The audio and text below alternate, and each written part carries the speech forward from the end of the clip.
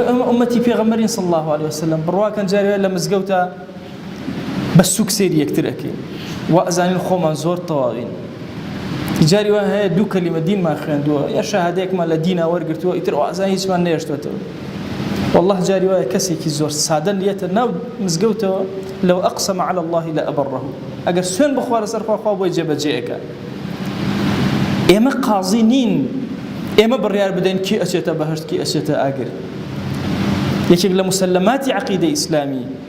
أو إما إيمان دار قد برياري آجروا بهشت بو هيج كسك درناك إشي أمن يا إشي رب العالمين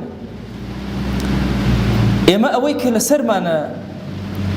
ليرة أم محبته للنوان يكترها بباريزي بليسي همي محبته برسيارة ليكري لقيامته لسر ضلت خدات خوش ويستوى پیغمبری خواه صلی الله عليه وسلم خوش ويستوى إيمان داران چنه خوش ويستوى فرمایشتك من هي پیغمبری خواه صلی الله عليه وآله وسلم أفرمي المؤمن يألف ويؤلف إيمان دار طبيعتي ويا لقل خلق ألفت بياءك محبة بياءك وخلقش محبتي لقل أقورت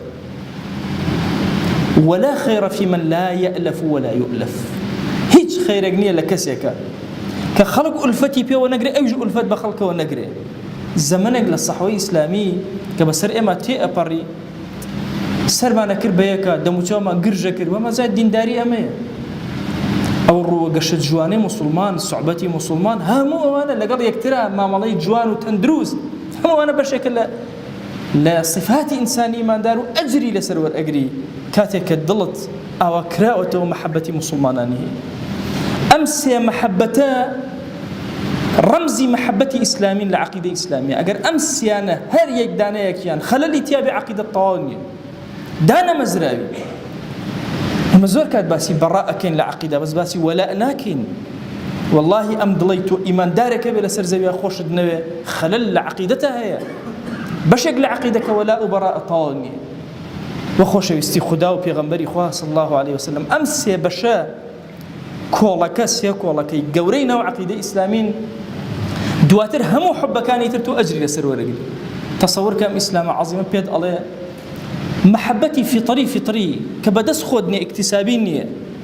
لدليتو يا هيو أجري شي لسر ورقي دايكو باوك تخوش أجري لسر ورقي دايكو باوك من علاقي خوي خوش أجري لسر ورقي جنو ميردي إيكيان خوش لسر حلال وخواناسي أجري لسر ورقي